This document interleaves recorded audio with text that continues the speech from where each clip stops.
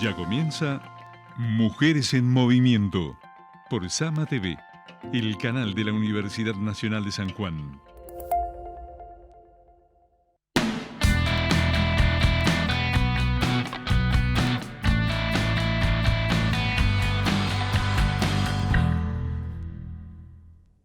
Muy buenas tardes, aquí comienza el segundo programa de Mujeres en Movimiento de este ciclo 2022.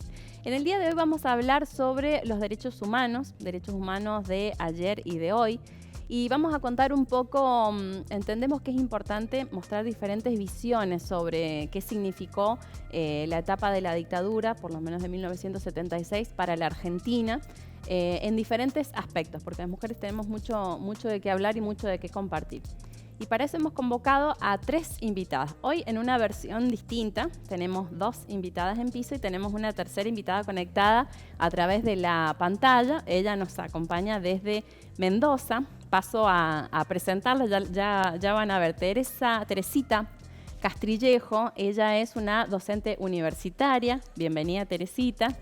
Ella está en la provincia de Mendoza, ha sido docente universitaria durante muchos años. Estuvo junto con las Madres de Plaza de Mayo en las primeras etapas y después continuó en Mendoza trabajando con las Madres de Plaza de Mayo en Mendoza. Ella fue compañera de guerra, el compañero Quebracho, ¿sí? Ella nos va a contar un poco de lo que ha vivido junto a él, ¿no? Y acá en piso tenemos otras 2 invitadas más. Bienvenidas, chicas. Una invitada de la casa, que siempre le digo, te voy a invitar de nuevo, y cumplo, la invito de nuevo. Así que bienvenida. Victoria Benítez es subdirectora de la Dirección de la Mujer de la provincia de San Juan. Ella es militante de Hijos, es miembro de Hijos, ¿verdad? Sí. Y bueno, es una referente de la lucha de los derechos humanos aquí en la provincia de San Juan. Y también algo que nos gusta decir, porque le costó mucho esfuerzo conseguir, es martillera pública y corredora de comercio, ¿verdad? Sí. Bien. Y Gabriela Tejada, bienvenida. Bien, gracias. Ella sí es la primera vez, no la última, la primera. Pertenece a la organización de colectivos de familiares privadas de la libertad de acá de la provincia de San Juan, ¿verdad?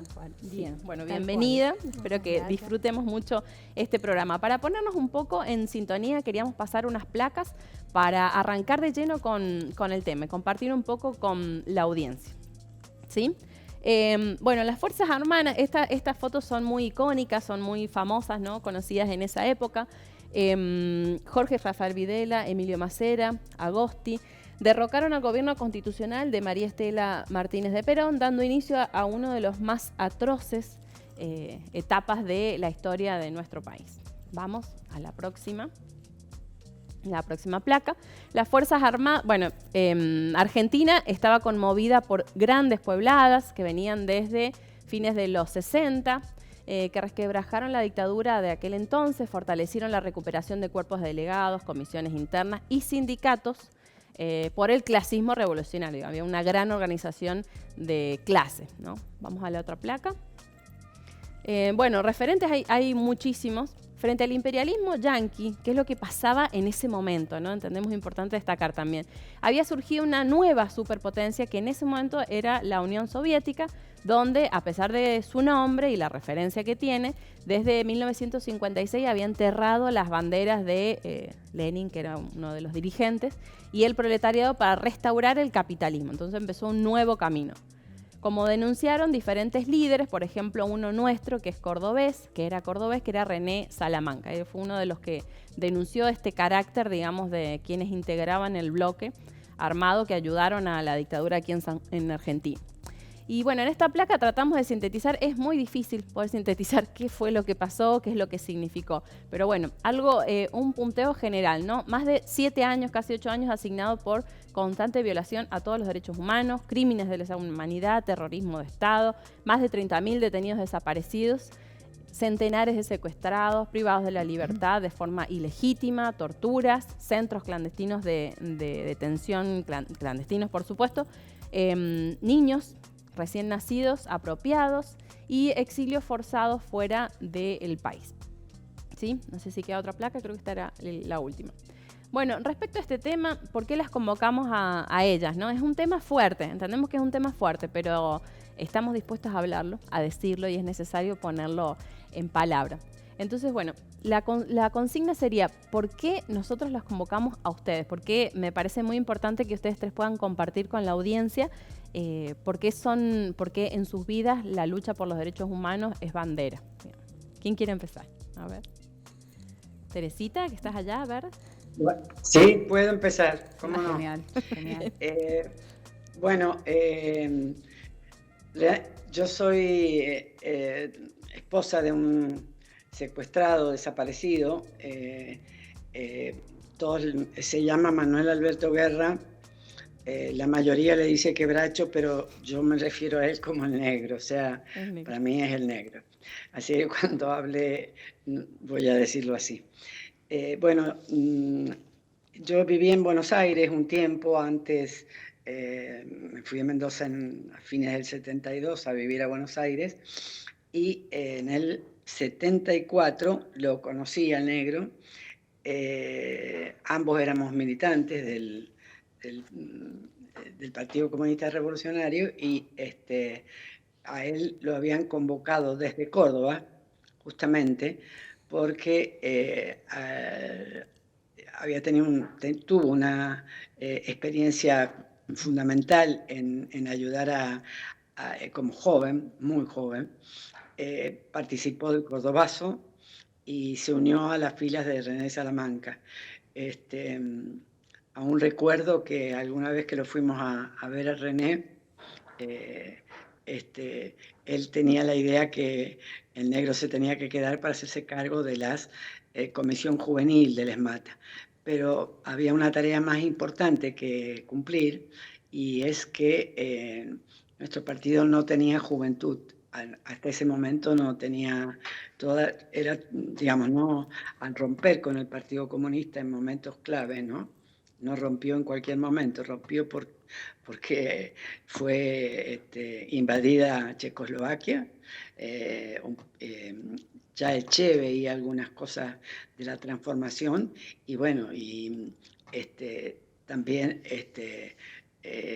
la propia muerte del Che, que él en realidad lo abandona. Cualquiera que ha leído el diario escucha Manila no contesta. Bueno, toda esa etapa revolucionaria que le tocó a Argentina, también le tocó era una etapa mundial. Está el Mayo francés, está esto de la invasión a Checoslovaquia, que trajo muchísimas movilizaciones. Entonces, bueno, en Argentina, como dio comienzo los ASOS, como le digo yo, con el Cordobazo. El negro traía esa experiencia y dijeron, es el propio, digamos, la dirección dijo, es el indicado para ser el representante, el que haga el secretario de organización de esta juventud naciente. Así que nos conocimos, dos provincianos en Buenos Aires, y bueno, vivimos la etapa antigolpista con mucha fuerza, planteando todo lo que se avecinaba, recibiendo el primer golpe de la misma noche de Salamanca, pero habían algunos compañeros que ya habían sido asesinados antes. Decidimos, por ejemplo, cómo se mezcla la lucha con la vida personal.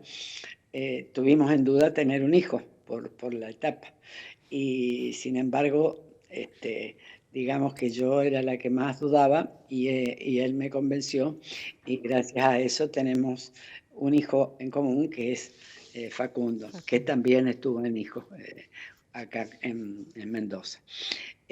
Bueno, ¿cómo lo puedo explicar? Con mucho rastreo, creo mucho en la solidaridad de nuestro pueblo, porque el horror que se vivió, la tortura,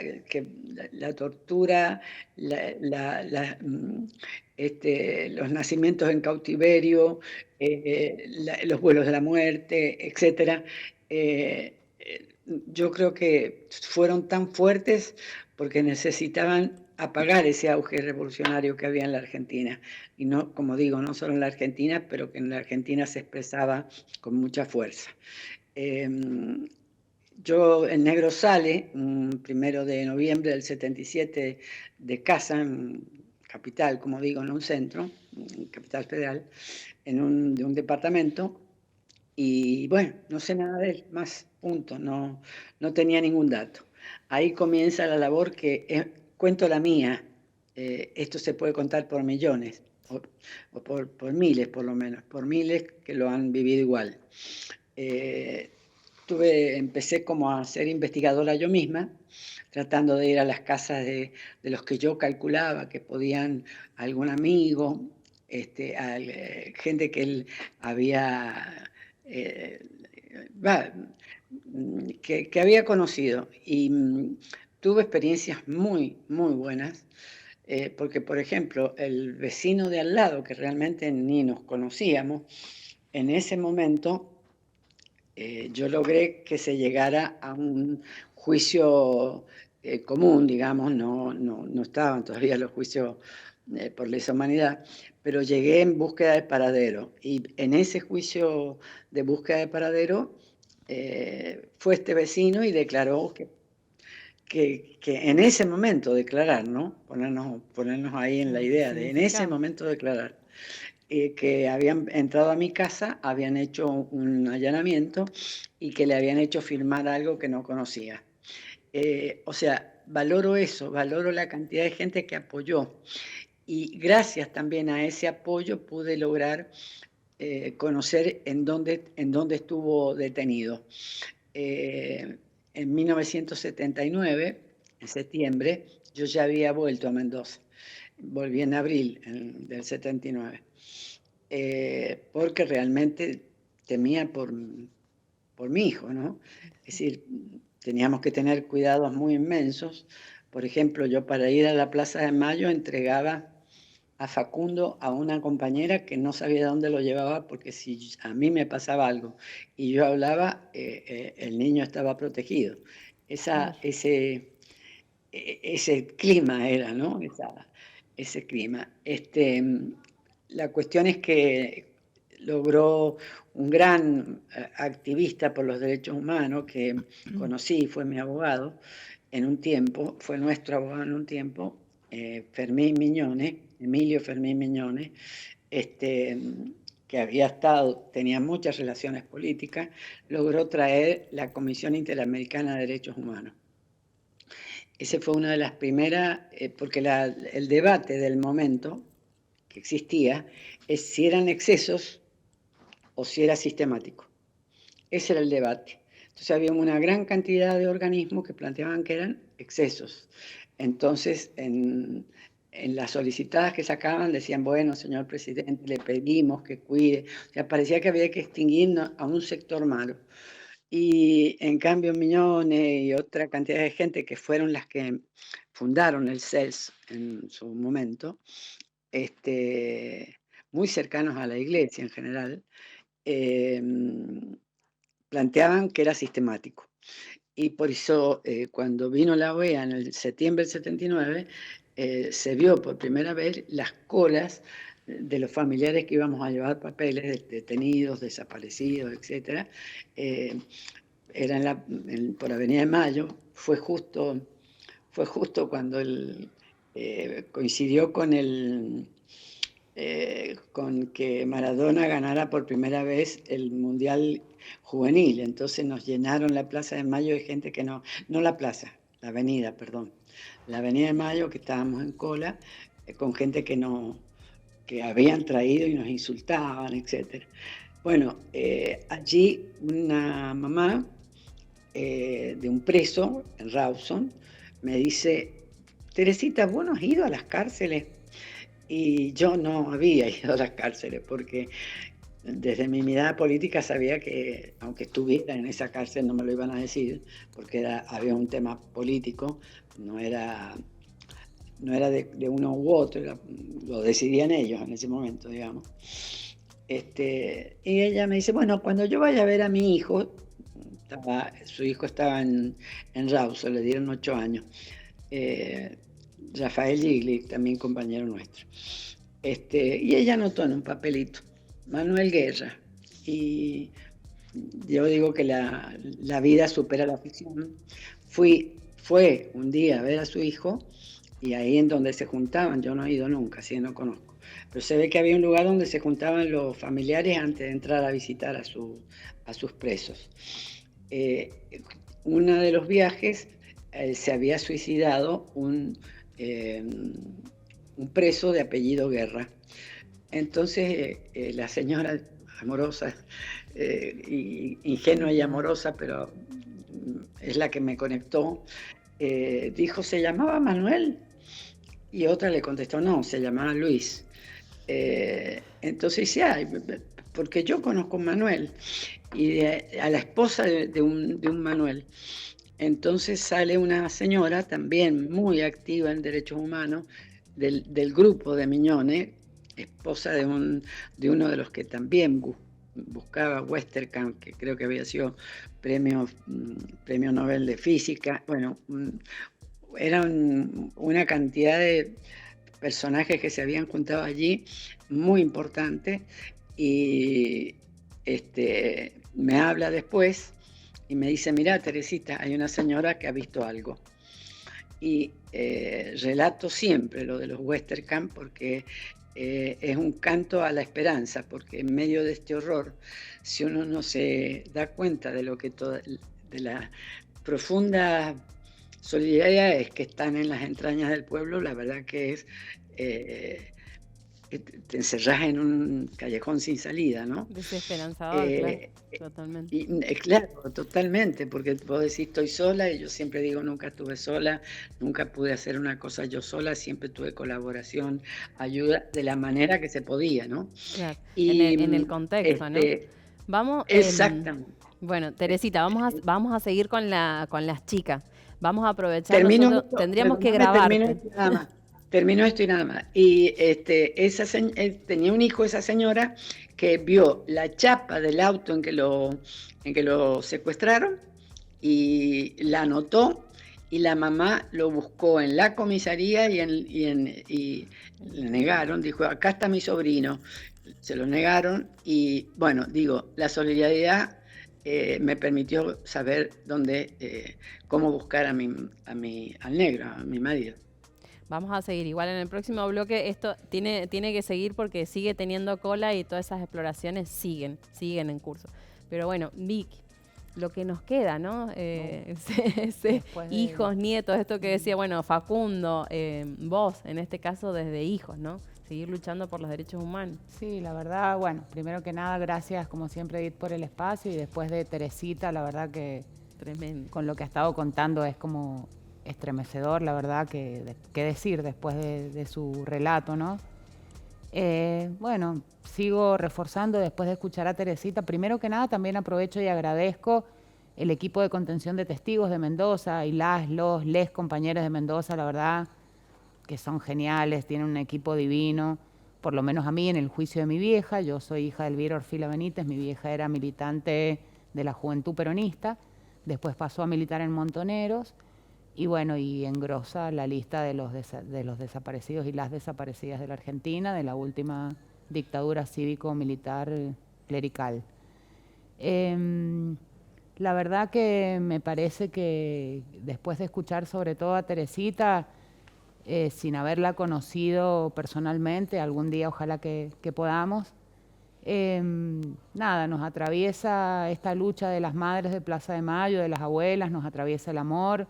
Creo que ese amor inmenso que hemos heredado de las madres y de las abuelas, que nos da esa fuerza, que ellas están más allá del dolor y de todo, para seguir luchando, para seguir poniendo la cuerpa contra el negacionismo, que la verdad que a esta altura todavía es increíble escuchar, incluso en las escuelas, por ahí algunos pibes que te dicen, bueno, pero eso ya pasó, como que no vivas en el pasado, ¿sí? Así que la verdad que bueno, hay que aprovechar estos espacios, hay que aprovechar que estamos juntas, que nos tenemos y que bueno, que la historia, el de boca en boca, la verdad que sirve y mucho. Y bueno, y los juicios de Lesa ni hablar. Hay un antes y un después de que Néstor bajó los cuadros y eso no es una frase hecha. La verdad que creo que a los hijos nos devolvió la esperanza, nos devolvió un montón de de creer otra vez en la justicia legal, como dice la Tati Almeida. Yo tuve la posibilidad de estar en el juicio de los responsables de la desaparición de mi vieja y, bueno, seguramente la muerte, por supuesto, en un operativo que se llamaba Abril del 77, que se llevó a cabo en Mendoza porque ahí vivíamos. Y me conmovió mucho lo que decía Teresita de su hijo cuando se lo llevaba una compañera que no sabía dónde, porque bueno, por el contexto, también, ¿viste? O sea, reconstruir la historia como hijos es compleja porque nosotros teníamos nombres falsos. Cuando pasabas a la clandestinidad, mi vieja no se llamaba Elvira Orfila Benítez, se llamaba Carmen y tenía otro apellido y tenía otro documento. Entonces el reconstruir después con los que quedamos acá fue muy difícil, porque justamente por eso no nos conocíamos los nombres, por si alguno lo chupaban para que no pudiera cantar. Entonces, bueno, la verdad que creo que nos atraviesan estas historias, pero este dolor lo hemos transformado en lucha, en amor, por los y las 30.000 compañeras, y bueno, y porque la verdad que la bandera siempre la vamos a levantar de memoria, verdad y justicia. Claro, es fuerte, la verdad. Bueno, y Gabriela, en la actualidad seguimos hablando de maltrato, digamos, dentro de situaciones de encierro, ¿no? De encierro, sí, bueno, gracias por el espacio.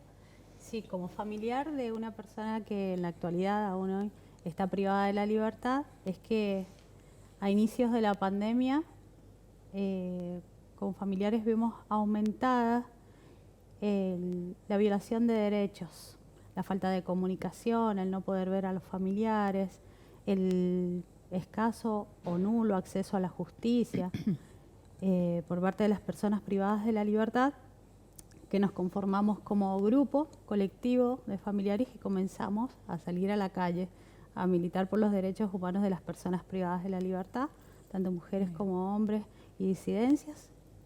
Y logramos a través de capacitaciones y del seguir en pie la lucha, integrar la nómina de organizaciones del Comité Nacional de Prevención para la Tortura, donde podemos llegar a hacer como organización visitas de monitoreo en diferentes lugares de encierros, más allá del servicio penitenciario. Siempre decimos como familiares de que si bien las personas que están privadas de la libertad es porque tuvieron alguna conducta antisocial que los llevó hasta ahí, podemos justificar o no, podemos poner en tela de juicio estas conductas, si bien, pero siempre decimos y lo sostenemos que la condena no se tiene que transformar en una venganza y que aún en la actualidad, por fuerte que suene, y más estos años atrás de lo que dejaron y a través de testimonios de personas privadas de la libertad, es que vemos y sabemos como familiares que aún en democracia o en dictadura en la cárcel siempre hubo y hay torturas. Y las torturas no solo pasan por lo físico, pasan por lo psíquico, pasan por un montón de cuestiones que las personas pasan ahí. Siempre bregamos por la reinserción y la resocialización. También sabemos que las personas que cometen conductas antisociales son arrastradas en, no podríamos dar una cifra exacta, pero más del 80% es porque consumían, tenían un problema, una enfermedad afuera, que fue la que los arrastró hacia adentro. También bregamos por la aplicación de la Ley de Salud Mental para que se creen pabellones de recuperación, tanto para mujeres y para hombres. Siempre vemos el poco acceso a la justicia que tienen, porque aún en la actualidad, por fuerte que suene, los planteos que se nos presentan de las personas es que sacan escritos, personas que están pasadas de tiempo, en personas que ya tienen números de expediente y en la justicia no resuelven, no es una justicia ágil, entendemos un montón de cuestiones, pero es por lo que nosotros bregamos siempre que se cumplan los derechos humanos en estas personas también. Claro. Bien. Bueno, chicas, el primer bloque ha sido fuerte porque el tema que nos atraviesa es fuerte. Es importante que le pongamos la cuerpa, como dice Victoria, y seguir abordando este tema. Nos quedan todavía 3 bloques, pero vamos a ir a un corte breve y seguimos con más.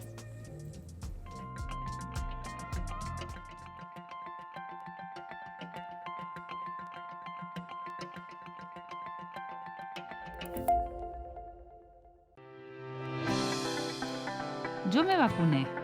Te pido que vos también lo hagas. Completá el esquema de vacunación y frenamos el virus.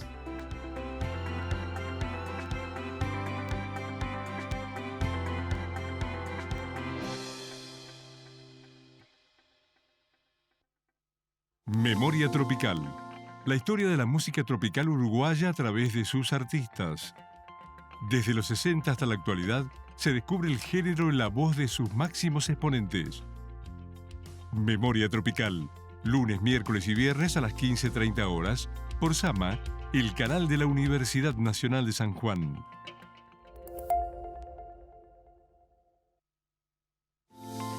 Seguimos viendo Mujeres en Movimiento por Sama TV, el canal de la Universidad Nacional de San Juan. Bien, volvimos al segundo bloque del programa de hoy. Seguimos hablando sobre los derechos humanos y hablamos un poco de la impunidad de ayer y de hoy. Vamos a seguir con algunas placas para poner en palabra esto que queremos abordar, ¿no? Los distintos sectores de la dictadura fueron compuestos por un amplio frente, y es importante decirlo, ¿no? Y recordarlo, clases dominantes y diferentes sectores vinculados a imperios, ¿no? Imperialistas. Destacaban los pro-yanquis, los prorrusos, pero también empujaron el golpe otros sectores arraigados en nuestro país que tenía que ver con sectores de terratenientes. Vamos a la próxima placa. Coincidían en esto que decíamos, este auge que había, ahogar ese proceso de masas que había en el 69 y terminar con el gobierno peronista en ese momento, para llevar adelante un plan de hambre, superexplotación de la clase obrera y el pueblo y beneficiar a los sectores terratenientes nacionales e imperialistas en el resto del mundo. Vamos a las próximas placas. Durante la primera mitad del siglo XX, ¿cómo estaba Argentina? ¿Por qué en Argentina? ¿Por qué en Latinoamérica, no? Argentina estaba entre los 10 países de mayor renta per cápita. Hacia 1950 igualaba a Alemania, a Francia, Canadá y doblaba la de España, ¿sí? El tamaño de su economía del PBI equivalía a la de Canadá o Brasil y era un 30% mayor que el de España, ¿no? Ahora nosotros miramos a Europa, pero en ese momento Europa nos miraba. El gran retroceso de Argentina lo provocó la última dictadura militar. Entre 1976 y 1983, arruinó la industria nacional, reinstauró un modelo primario exportador que fue impuesto a finales del siglo XIX por la oligarquía, que a pesar de ser la oligarquía, introdujo modernidad a la Argentina y fue exitoso. Pero bueno, la población era otra y el contexto internacional nos era favorable. Pasado eso, la dictadura vino a romper con todo eso. No sé si nos queda una placa más. Por supuesto, la dictadura no vino a fortalecer, sino que vino a destruir toda esta modernización que se venía haciendo de la industria nacional. Nosotros ser pioneros de la industria nacional. Hizo tabla rasa con ella mediante la sobrevaluación monetaria que provocó desindustrialización restitutiva de importaciones, convirtiendo a la Argentina en un paradigma de la globalización. No sé si nos queda otra. Estos años de neoliberalismo y terrorismo de Estado dejó 30.000 detenidos desaparecidos y decenas de miles de personas expatriados de la industria. Se redujo un 22% del PBI, quebrando el complejo metal y electromecánico, que era el más dinámico y era el que más generaba empleo en la industria nacional argentina. Ni hablar de cómo estaba la situación en la industria nacional, que éramos referencia en la industria química y en otras industrias más, que bueno, la dictadura vino a romper con toda esa estructura que venía avanzando, ¿no? Tere, ¿seguís ahí?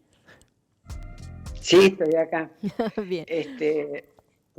Primero que nada quiero agradecer y recordar que tengo un vínculo muy especial con la Universidad de San Juan, pues he sido docente en San Juan casi 30 años, así que realmente es una partecita grande de mi vida y de mi historia. Te seguimos convocando de la universidad. Muy bien. Bueno, yo creo que se puede decir esto como bien lo dicen las placas. Yo lo he sintetizado en algo, digamos, más sencillo como para recordarlo. En el 74, el PBI, que sería todo lo que se produce en el país, estaba dividido de esta manera. El 51% para los empresarios y el 49% para los asalariados. Eso hoy se ha transformado en un 70 y tanto para los empresarios y 20 y pico para los para los obreros, para los asalariados. Tiene una de sus raíces fundamentales, se las pueden buscar anteriores, pero evidentemente la industria, uno de los objetivos del golpe de Estado era frenar ese auge revolucionario y detener la industria para la entrega, ¿no? Es decir, acá hubieron distintos cierres. YPF se notó muchísimo. En YPF acá, en varias... y ahora no hay nada prácticamente de industria nacional, de ahí que estamos en la crisis. Inauguraron una época de neoliberalismo y de falta de soberanía, ¿no? En el trabajo sobre todo. Eso en la parte estructural, y en la parte, digamos, más específica de otra de mis experiencias hay un debate entre nosotros. No estoy hablando de lo que ha crecido el negacionismo, que es serio y grave, pero en nuestras propias, entre los amigos, digamos, hay un debate que es si la gente se reía de nosotros y se cruzaba la vereda, o si hubo solidaridad. Yo soy de la que planteo que hubo solidaridad, como lo dije antes, y a su vez tengo una familia conservadora y sin embargo me ayudaron muchísimo. Y también quienes fueron los que este pueblo luchó siempre, las madres, los organismos, decimos nosotros, la avanzada, pero el protagonismo fue el pueblo y la clase obrera. Yo estaba haciendo, al negro lo secuestran el 1 de noviembre, el 3 hice el primer habeas corpus. Ese 3 no podía andar en Buenos Aires porque había una huelga ferroviaria que se comentaba que estaban matando a los delegados en Constitución, y no me podía tomar un subte. Es decir, que este pueblo no dejó de luchar nunca. Y con el avance, como se fue confluyendo, un salto cualitativo también fue cuando nos encontramos, cuando emergió en el Mundial de fútbol, emergió, o sea, salió de la plaza, porque yo creo que había más periodistas en donde estábamos nosotros, que no sé por qué, no me acuerdo por qué, en vez de hacer la ronda de la plaza, caminamos por Florida. Y bueno, ahí cada vez uno se iba enterando de algo, ¿no? Los procesos subjetivos. Porque por supuesto durante mucho tiempo yo creí que lo iba a encontrar. Por lo tanto, eso ir comprendiendo cuando escuché a una que decía que llevaba 8 años y yo la miraba como diciendo, no lo puedo creer, yo eso no lo voy a poder resistir. Pero creo que se ha resistido porque hemos luchado juntos y juntas. Bueno, en general han habido padres muy comprometidos, pero la fuerza evidentemente era de las mujeres. Y no estábamos solas nunca. Entonces eso permitió que la dictadura, que venía a quedarse para 20, 40 años, fue la más corta de Latinoamérica. En 8 años lo echamos, y eso que era fuerte. Así esto, ¿no? Pero ha dejado... lo que cuenta la señora que tiene su hijo detenido, ha dejado y ha crecido en este tiempo métodos de la impunidad de hoy, digamos, como es tan difícil cuidar a los chicos que por un lado no tienen trabajo ni tienen posibilidades, y por el otro lado le ofrecen la droga, que no son precisamente los pibes los que manejan la droga. algo hemos colaborado. Próximamente hay una marcha acá por ese tema. Y siempre decimos, en la cárcel de lo que está lleno es de pibes jovencitos, pibes jóvenes y de barrios populares, porque los verdaderos están en los country o en la oficina. Los peces gordos. Los peces gordos son los que Los peces nunca, gordos son nunca los caen que están. presos. Bien, bueno, en realidad es que no, Gabriela no especificó, tiene parientes, pero no dijo, Tere piensa que es tu hijo, por eso dice, pero es lo que prima igual. No detalló en realidad, no detalló eso. Bueno, Sí. Bueno, Bien. disculpa, pero está luchando en ese campo, que me parece valiosísimo. No, pero coincidimos aparte en eso, en ese diagnóstico, digamos, de cómo está el sistema penitenciario cómo actual. está el sistema penitenciario actual. Es lo que también se ve reflejado en la población femenina y de disidencias, donde por un lado sí celebramos esto que se suele ver en los medios, de que hoy leí en un medio de que tienen más deporte, más horas de recreación, pero nosotros enfatizamos y apuntamos hacia otro punto que nos parece esto de la salud mental, de que tengan atención psicológica, psiquiátrica, las que necesiten tener, porque un problema real que se presentó en la población de mujeres es que durante la pandemia todas perdieron a sus hijas y en la actualidad se los arrancó la justicia. Sabemos que no es un lugar para maternar, pero también sabemos que en la penitenciaría no habían lugares destinados para maternar, donde se pudiese tener a un chiquito, a una niña, un niño, donde no entrara la requisa compulsivamente y los niños viesen estas situaciones de violencia. Bueno, por diferentes cuestiones y alegando diferentes situaciones, es que todas las mujeres privadas de la libertad perdieron a sus hijos y hay muchas que en el día de hoy no saben, no tienen respuesta del juzgado, no saben a qué familia se los dieron, no saben absolutamente nada de la situación de sus hijas. Entonces, por eso están con familiares directos, todo. O sea, una parte puede ser que sí, pero... no, en 2 testimonios que tenemos, ellos, la justicia alegó que no se pueden hacer cargo la familia de estos pequeños, y en los demás no, directamente pasaron. Hay algunas internas que han recibido ya el oficio de parte del juzgado de menores, diciéndoles que ya se les retiró, que estos niños van a ser dados en adopción, y la desesperación de personas privadas de la libertad que vienen de familias vulnerables, de situaciones de violencia y demás, que se encuentren con esto, se encuentran totalmente impotentes, no reciben una atención psicológica acorde a esa situación, que es una situación bastante pesadita. Sí, muy difícil. Bueno, cosas que ahí la tenía justo a Victoria, pero se nos viene el próximo corte, ¿no? Esta situación de hijos privados de sus madres, ¿no? Es una memoria activa todo el tiempo, es una figura que está presente, Sí, ¿no? reflejada. Bueno, vamos a ir a un corte muy cortito, de verdad, palabra, y ahí viene Vicky que estaba cercana a decir algo, estaba ahí con la palabra en la boca. Vamos a un corte y venimos con el tercer bloque.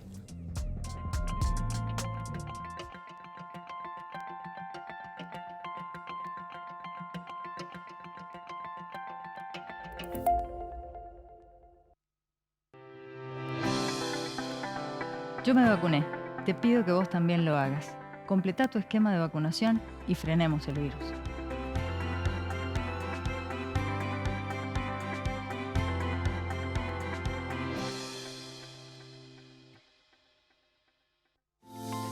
Lo que se nos canta. Las historias detrás de las canciones a través de una conversación íntima y personal con sus autores y compositores. Lo que se nos canta. De lunes a viernes a las 10 horas, repite a las 20:30. Por Sama, el canal de la Universidad Nacional de San Juan. Seguimos viendo Mujeres en Movimiento por Sama TV, el canal de la Universidad Nacional de San Juan. Bien, bueno, estamos de vuelta, dijimos que era cortito. Vamos a pasar unas placas para mostrar esto que decimos de la vigencia y la actualidad de la violación de los derechos humanos, y también tiene que ver con la estructura macroeconómica de nuestro país, desde donde arrastramos un problema que es de debate actual. Vamos a pasar unas placas. Miren este tema, es algo que está en la mesa de discusión de cada día, ¿no? Con el apoyo del FMI, que fue Estados Unidos fue el primer gobierno que reconoció, sin que ningún otro estado lo reconociera, el FMI reconoció a este gobierno de facto, estatizó una deuda externa privada, sextuplicando la pública, que alcanzó 45.000 millones de dólares. Lo que, sumado a masivos subsidios a monopolios, provocó un déficit público que nuestro país arrastra hasta la actualidad. Vamos a la siguiente placa. La deuda externa y el déficit fiscal son condiciones, condicionaron las finanzas públicas, pues para financiar deben atraer capitales, ¿no? Este famoso de atraer los capitales, mediante elevados tipos de interés o privatización de servicios públicos, monopólicos, también determinan la política económica de un país. Y estos son problemas estructurales. Ahora, esto que decía recién Gabriela, ¿no? El sistema penitenciario, ¿cuál es su deber, digamos, según lo que dictamina, ¿no? Se encarga de vigilar a las personas que por alguna razón se encuentran privadas de su libertad en distintos centros de readaptación y reinserción social, establecimientos penitenciarios, separados preventivos y centros de internamiento, atención juvenil. Se les debe garantizar y gozan de todos los derechos fundamentales, a excepción hecha de aquellos que legalmente les han sido limitados por diferentes razones, ¿no? Pero esos son los deberes que tiene el servicio penitenciario, que bueno, Gabriela nos cuenta claramente que no se estarían cumpliendo. Y bueno, esto que decía también Vicky, ¿no? Los juicios por delitos de lesa humanidad en Argentina.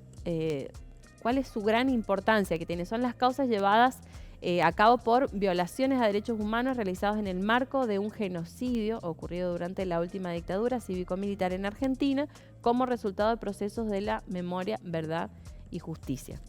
Y te dejamos con la palabra el bloque anterior, sí, ¿no? No, en realidad, bueno, lo de los juicios, aparte es una cuestión histórica, no solamente porque somos, como decía Teresita, de avanzada en lo que tiene que ver en materia de derechos humanos a nivel mundial, sino porque, a ver, mis hijos, hijas, mis nietos y así, cuando lean un libro de historia, indefectiblemente van a ver que estos tipos, no es porque un puñado de locas se les ocurrió decir que son genocidas, que están juzgados, que tuvieron la posibilidad que nuestros viejos no tuvieron de estar juzgados en un juicio justo y que están detenidos o condenados, algunos ya en prisión domiciliaria, porque respetamos los derechos humanos, respetamos la Constitución y por más que, bueno, nos moleste que alguno como Gómez, por ejemplo, que está en prisión domiciliaria y justamente no por abuelito tierno, porque le corresponde, porque bueno, por la edad, bueno, eso, nada, la verdad que me parece que el tema de los juicios ha cambiado la historia, ¿no? Esta reparación de este tejido social roto, de estos 30.000 compañeros que nos faltan, van a saber nuestros hijos, nuestros nietos, las generaciones que vengan, que están juzgados, que están condenados, que son culpables, que son asesinos. Y eso está escrito y está en todas las sentencias judiciales. Así que la verdad que la importancia de los juicios, y bueno, y acá lo que decía la compañera y Teresita, el tema de las cárceles llenas de pibes y pibas humildes y que tienen algunos problemas de adicciones, la verdad que bueno, justamente me parece que esto también lo vamos traccionando los militantes de derechos humanos de los distintos campos para esta reforma judicial imprescindible, esta reforma judicial en donde no se enquisten más. En el juicio de mi vieja, sin ir más lejos, en aquella época de la dictadura fue uno de los primeros juicios en donde se juzgó a un juez federal, porque el juez era cómplice. Claro. Porque miraba para otro lado cuando le presentabas un habeas corpus, cuando pedían ayuda. Bueno, era la justicia cómplice, una vez más, de esas situaciones de terror y de tortura. Así que me parece que, nada, aprovechábamos en los cortes para hablar con ella y ver cómo articular también desde la Dirección de la Mujer, con la organización, para poder llegar a las y les compañeras que estén privadas de su libertad y poder, hay un montón de cosas para laburar ahí también, así que bueno, nada, a disposición y bueno, qué sé yo, la verdad que, bueno, es muy fuerte el tema, la verdad que ha sido un programa muy duro, me tendrías que haber avisado como para venir más fuerte, pero bueno, nada. Pero las mujeres estamos preparadas para afrontar eso. Sabía que estaban a la altura de este tema, es un tema fuerte, pero es importante abordarlo. Y bueno, esto de lo que es la matriz, o sea, ¿por qué llegamos a esta situación, no? La matriz económica de nuestro país, desde allá venimos arrastrando lo del FMI hasta ahora que nos condena día a día en la economía cotidiana, ¿no, Teresita? Sí, tal cual. Es un hilo conductor, digamos, es impensable y sin embargo lo estamos viviendo, que uno de los comienzos fundamentales de la deuda fue la estatización. O sea, por ejemplo, acá en el caso de Mendoza, conocemos, hay otros como la complicidad era empresaria también, porque en última instancia estuvo hecho el golpe para, perdóname, ¿cómo era que te llamás la Victoria, chica de hijos? Victoria, ¿Eh? Victoria. Con razón. Ven, muy bien.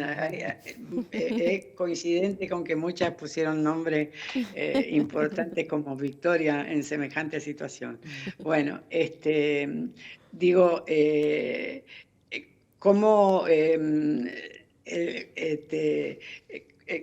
lograron instaurar ese terror de que acá en Mendoza comentaba, también están otros casos, Ledesma, varios otros, estaba Greco, tenía un monopolio grande de la uva. Bueno, en eso compartimos.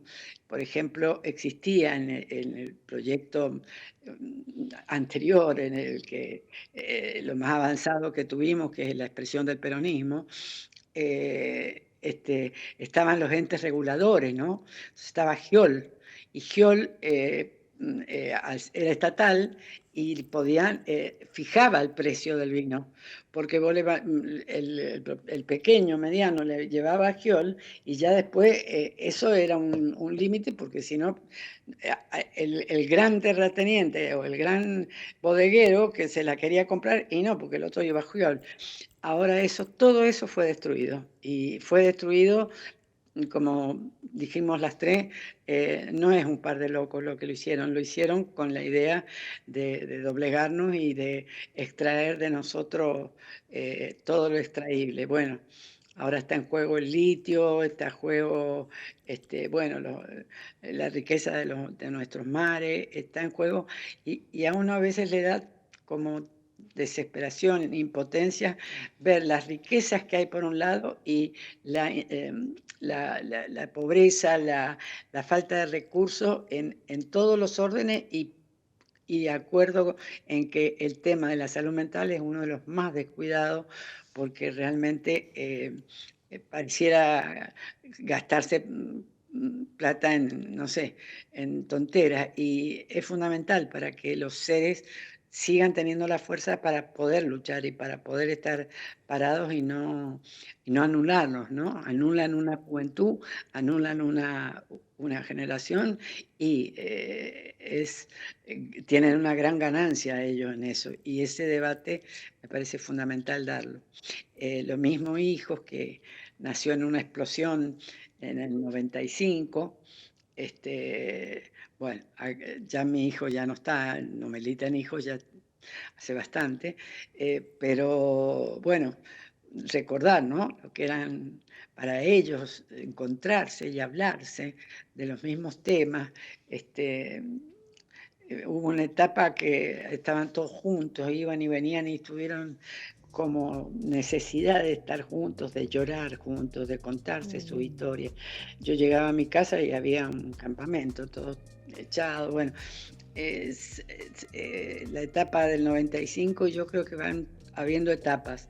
No estamos pasando una buena, sin duda, pero hay que ver que este 24 de marzo, yo no sé cómo fue en San Juan, aquí fue multitudinario, ha sido multitudinario, y creo que lo que hemos plantado de memoria, de verdad y de justicia, tiene muchas semillas que la van a continuar.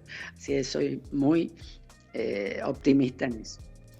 Sí, acá también fue realmente enorme la marcha. Pero estamos llegando al final del tercer bloque, ¿verdad? Que el programa se nos vuela, te lo dije, Gabriel. Victoria ya sabía, pero bueno. Vamos a ir a un corte muy cortito y venimos con el último bloque del programa de hoy.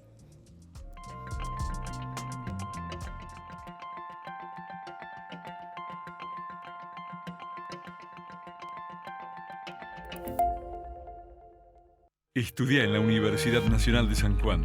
Vos podés elegir. Estas son las carreras en la Facultad de Ciencias Exactas, Físicas y Naturales. Licenciatura en Astronomía. Licenciatura en Biología. Licenciatura en Ciencias de la Computación. Licenciatura en Ciencias Geológicas. Licenciatura en Geofísica. Licenciatura en Sistemas de Información. Técnico universitario en Sistemas de Información. Técnico universitario en Programación. Técnico universitario en Biología. Sí, vos podés elegir. Estudiá en la Nacional. Seguimos viendo Mujeres en Movimiento por Sama TV, el canal de la Universidad Nacional de San Juan. Bien, estamos de vuelta. Ya nos quedan minutos solo para el cierre. Vamos a pasar dos placas muy breves que dicen algo que se tenía que decir y se dijo, voy a decir. Y bueno, quedan minutos solo para un cierre. Quedan estas dos placas nada más, que es importante decirlo, algo lo han dicho las chicas. Pero fueron mujeres, fueron ellas. Fueron las madres de Plaza de Mayo quienes comenzaron a caminar en búsqueda de sus hijos, de sus hijas y nietos. Sin miedo de enfrentar a quienes con gran impunidad operaban. Una lucha que nunca se detuvo y seguimos levantando los pañuelos año tras año. Y la última placa, memoria, verdad y justicia contra todo acto de impunidad. Estamos contra todo golpe, venga de donde venga, lo dijo Salamanca. Y contra toda injusticia cometida contra cualquiera en cualquier parte del mundo, eso lo dijo el Che Guevara. Me parecía importante traerlo al programa de hoy. Bueno, quedan solo unos minutos para despedirnos, chicas. Mensaje final a la audiencia, a toda la audiencia que nos escucha. Vicky. Bueno, nada, yo la verdad que las placas son resumen, una historia que es difícil de resumir. Muy difícil. Nosotros cuando vamos con hijos a las escuelas, nada, contarle a los pibes y a las pibas que esto pasó acá en San Juan, porque por ahí cuando hablamos de los desaparecidos o las desaparecidas, automáticamente pensás en la Eva, en la Estela, en las madres de allá, que acá habían madres, que bueno, la última madre creo que nos quedaba, la Esther Schneider, que ya voló. Pero bueno, la verdad que coincido, las madres, nada, le pusieron todo. Vos la escuchás a la Tati, a la Estela, y la verdad que nada, te querés aferrar a ellas, abrazarlas y no las soltamos más.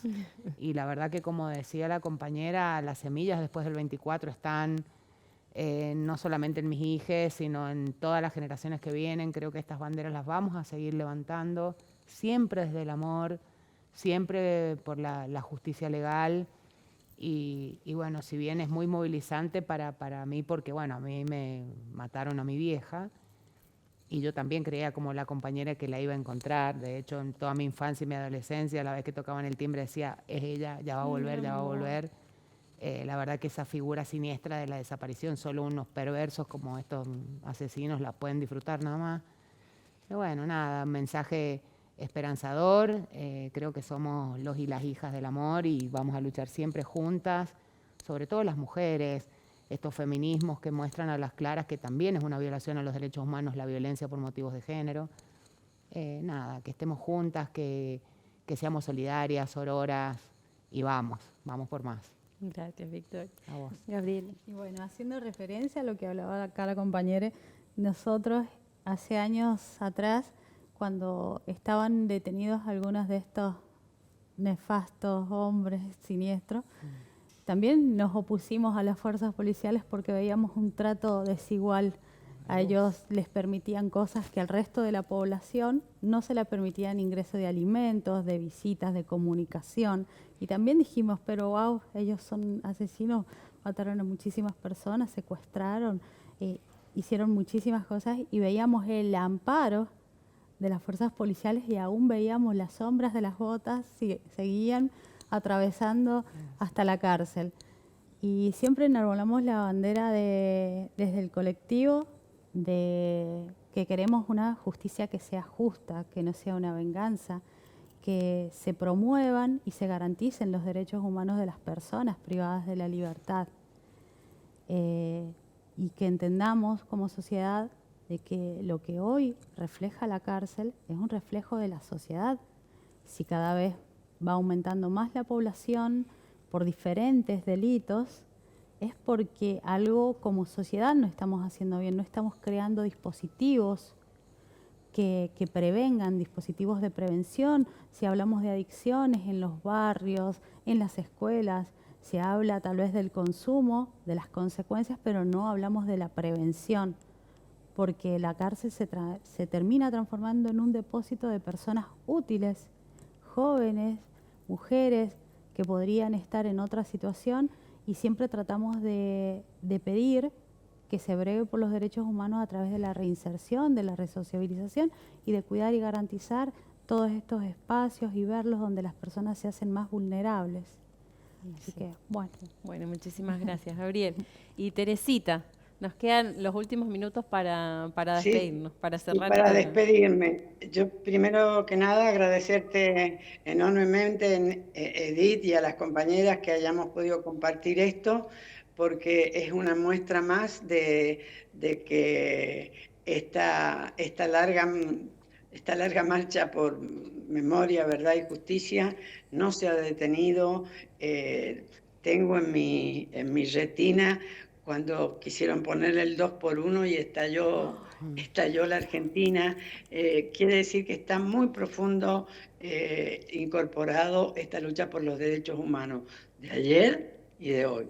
Así que solo tengo que decir eso, que en medio de todo la esperanza sigue porque hemos aprendido a unirnos, a trabajar juntas, y eso nos da mucha fuerza. Y casi siempre las mujeres adelante. Eso es lo que... Muchísimas gracias, Teresita. Bueno, a las 3, No, Teresita desde Mendoza, en esta nueva modalidad de videollamada que vamos a tratar de aprovecharla para poder conectarnos a pesar de la distancia. Muchísimas gracias, Victoria, Gabriela. Gracias. Y bueno, a la audiencia, espero que hayan disfrutado el programa de hoy. Posiblemente las vuelva a conectar, chicas. Así que bueno, muchas gracias por esto, y nosotros volvemos a encontrarnos manteniendo la memoria firme, la lucha por memoria, verdad y justicia, y nos volvemos a encontrar en el próximo programa la semana que viene, miércoles a las 14 por SAM. Muy buenas tardes.